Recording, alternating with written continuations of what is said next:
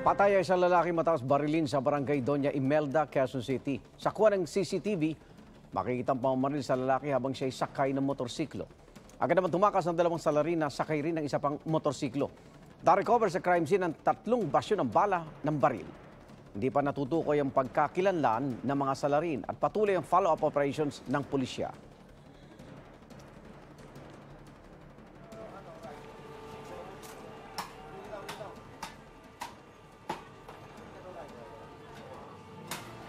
Igan, mauna ka sa mga balita. Mag-subscribe sa GMA Integrated News sa YouTube. Sa mga kapuso abroad, subaybayan nyo kami sa GMA Pinoy TV at sa www.gmanews.tv.